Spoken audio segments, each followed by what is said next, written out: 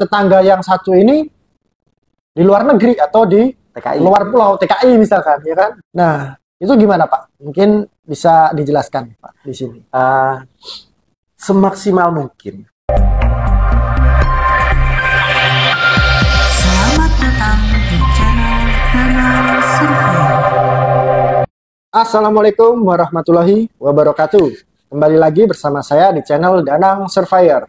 Nah, hari ini saya ditemani oleh Bapak Fahrullah Ramadhani STR, dia alumni D4 Yogyakarta. Lulus tahun berapa Pak dulu Pak? 2018, Mas Danang. 2018 ya Pak. Sebelum ke D4 Jogja, Bapak dulu pertama kali tugas di mana Pak? Saya seperti Mas Danang, seorang surveyor juga.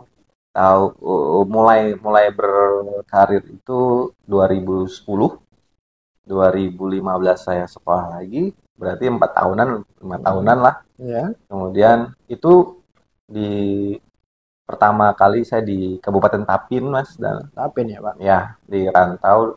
Kemudian 2015 saya sekolah di Jogja 4 tahun, 2018 saya lulus. Kemudian sebelum ke Tabalong saya sempat 2 tahun di Kabupaten Balangan. Oh, diparingin ya, Bapak Ibu. Beliau berarti sudah banyak lah merasakan asam manisnya di lapangan dulu Pak ya. Betul, 2010 ya Pak. Betul. Saya memulai karir sebagai surveyor itu ketika masih pakai meteran dan GPS handheld gitu. Baik, kita santai saja Mas. Santai saja sambil ngopi. Saya juga belum pernah seperti ini. Asas kontradiktur delimitasi nih, masuknya di GU itu ya Pak. Betul. Ketika ada satu orang yang tidak hadir karena di luar negeri, betul, di lapangan itu nggak bisa hadir Pak. Betul. Nah, solusinya gimana Pak? Apakah satu orang itu ditinggal atau bagaimana Pak? Coba jelaskan. Mungkin ada pemohon yang mungkin ketika mengajukan pengukuran tetangga yang satu ini di luar negeri atau di TKI. luar pulau, TKI misalkan, ya kan? Nah, itu gimana Pak? Mungkin bisa dijelaskan Pak di sini. Semaksimal mungkin. Di GU itu sangat dituangkan secara detail. Ketika Mas Surveyor mengetahui ketika di lapangan, ternyata batas sebelah timur orangnya tidak datang. Alasannya mungkin ya seperti tadi, bisa jadi bukan di tempat lokasi tanah, memang pemiliknya jauh atau seperti apa. Sebisa mungkin pemilik tanah harus membuatkan ibaratnya berita acara kalau yang bersangkutan ini sudah mengetahui adanya pengukuran, baik itu berupa telepon dan sudah diketahuin gitu sama RT bahwa sudah pernah dihubungin orang tersebut yang di luar negeri itu ya, yang Pak? Di luar negeri itu. Nah, kalau memang tidak bisa dihubungin pun berdasarkan juknisnya, ya tidak harus pemilik itu tanda tangan. Tetapi konsekuensinya, bidang tanah itu tidak bisa ditetapkan batas fix, batas pasti. Artinya di dalam ketentuan kita, ketika ada yang tidak lengkap tanda tangan berbatasannya, maka akan digambarkan garis putus-putus. Betul. Itu artinya ada penetapan kembali ketika misalkan tetangga itu ada hadir, atau misalkan nanti ada perubahan, dan itu ya relevan. Dan apakah bisa ditetapkan bisa Pak? Bisa, karena garis putus-putus itu yang ibaratnya yang bertanggung jawab adalah pemilik tanahnya. Dan juga misalkan ada sengketa dengan bapak sebelah ini, harus dituangkan pakai tulisan tangan, itu otentik sekali. Kalau ada sengketa di lapangan tuh Pak, kita sebagai surveyor itu kembali pulang apa nunggu orang ini damai di lapangan, Pak. Sebisa Gimana? mungkin, Iya. Mas tuangkan. Mm-mm. Ada sengketa di sebelah timur dengan Bapak. Iya.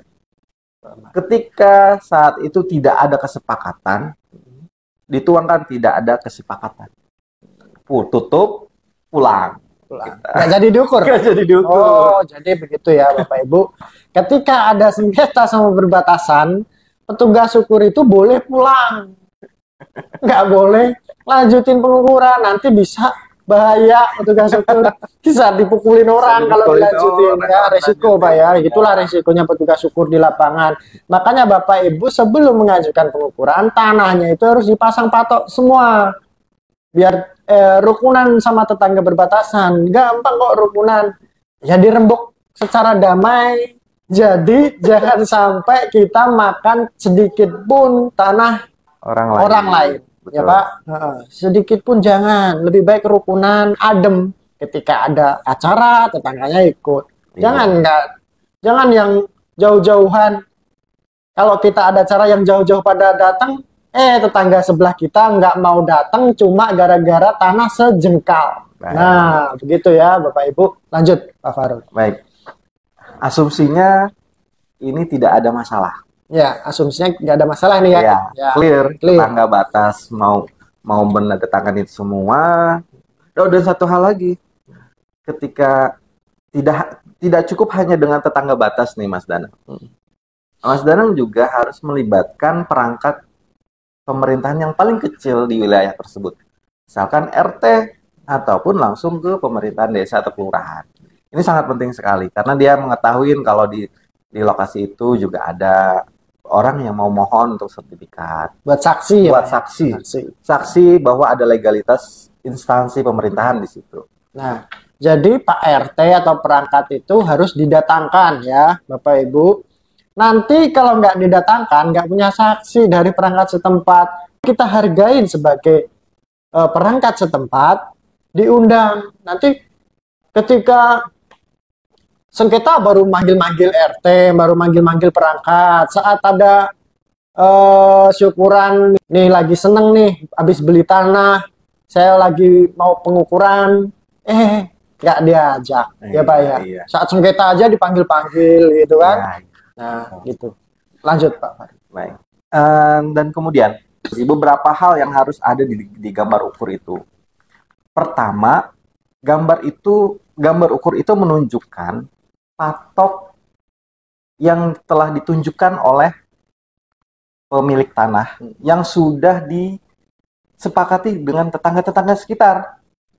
Dalam istilah kita itu asas kontradiktur delimitasi, di mana ketika pemilik tanah mematok tanahnya dengan melaksanakan persetujuan, nah di situ tertuang bahwa pemilik tanahnya adalah si A, si B. Pemohon harus memasang tanda batas. Betul. Ya. Nah, kadang pemohon masih ada yang belum paham. Apa sih yang boleh dipasang pemohon untuk tanda batas atau patok itu?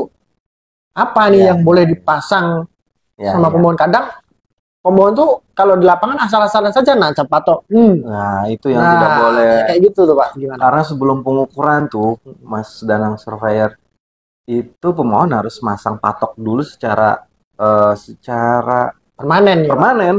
Bisa bentuk pakai kayu ataupun bentuknya paralon yang diisi cor-coran ataupun bisa berbentuk misalkan kalau udah pagar beton tuh itu sudah ditetapkan sebagai batas tuh. Boleh tuh misalkan Mas Danang punya pagar beton, Pagar rumah nih. pagar rumah. Nah, Nggak usah dipasang patok lagi nggak usah boleh, pasang Pak? patok lagi boleh. Langsung di situ, Pak. Langsung di sudut itu ditunjukkan. Nah, tapi itu tadi harus permanen dulu sebelum teman-teman petugas surveyor ini turun ke lapangan untuk mengambil data itu. Jadi gitu ya, Bapak Ibu. Yang perlu diperhatikan, jangan masang patok itu yang hidup, kayu hidup, misalkan bambu, pohon pisang, nanti merembet, Rumbia. rumbia, pokoknya jangan yang hidup-hidup lah. Nanti pohon Bapak Ibu besar, tanahnya ikut besar atau makin berkurang, kan nggak enak ya kan? nggak boleh, harus permanen, beton, cor atau kayu ulin. Di sini banyak kayu ulin. Jadi video kali ini sampai di sini. Jangan lupa subscribe, like, dan komen. Yang sudah subscribe saya doakan lancar rezekinya, sehat selalu. Yang belum punya anak semoga diberi momongan. Yang belum ketemu jodohnya semoga cepat dapat jodohnya, segera dinikahin ya. Wassalamualaikum warahmatullahi wabarakatuh.